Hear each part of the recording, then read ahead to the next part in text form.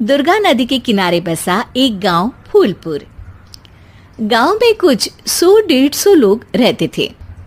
अंजलि, जो कि पास ही के जिले में रहती थी और 12वीं पास कर चुकी थी, उसके पिताजी ने बेटी को जल्दी विदा करने के लिए उसकी शादी फूलपुर गांव के मुकेश से करवा दी थी।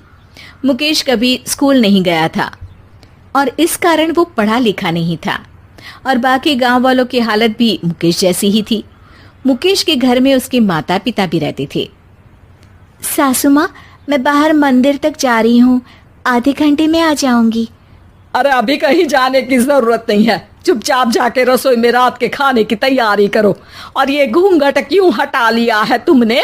क्या पता नहीं कि इस गांव में औरतें बिना घूंघट के नहीं रहती? रात में अंजलि छत पर जाकर अपनी मम्मी से बात कर रही होती है। तभी गांव की 3-4 औरतें उसे देख लेती है और दरवाजे पर आकर उसकी सास से शिकायत करने लगती है। और क्या हुआ? अरे छत पे तो देखो, आपकी बहू मटक मटक के किसी से फोन पर बात कर रही है, दिन भर फोन पे लगी रहती है। अरे कल तो मंदिर के पास वो क्या कहते हैं, सेल्फी ले रही थी।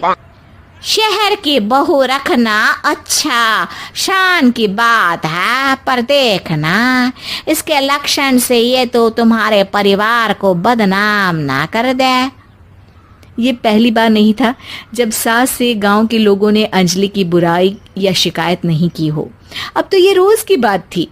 अंजलि ये सब सुन लेती है। जब वो नीचे जाती है तो मुकेश भी वहां आ जाता है।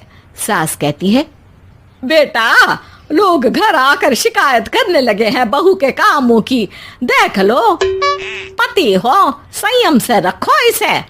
माँ जी, मैं तो अपनी माँ से बात कर रही थी, क्योंकि यहाँ कोई बात करने लायक ही नहीं है और अब मैं माँ के पास ही रहूंगी। वहाँ क्या रहना, वहाँ बाहर के लोग तो ठीक है, पर घर के लोग भी इज्जत ना दे सके। अरे नहीं नहीं अंजलि, ऐसा नहीं है, धीरे धीरे सब ठीक हो जाएगा, तुम फिक्र ना करो। अरे बस कुछ बोलना ही नहीं है, सर पे चढ़ा रखा है बहू को। सास मुकेश की नरम बात सुन के वहां से मुंह चढ़ाकर चली जाती है। मैं तो कहती हूँ हम दोनों शहर चले जाते हैं। मैं पढ़ी लिखी हूँ, मुझे वहाँ नौकरी भी मिल जाएगी और थोड़े दिनों में आप भी वहाँ कुछ काम ढूंढ लेना। अरे नहीं नहीं अंजलि, हम यहाँ ना गांव का खेत, माँ पिताजी को छोड़कर शहर नहीं जा सकते।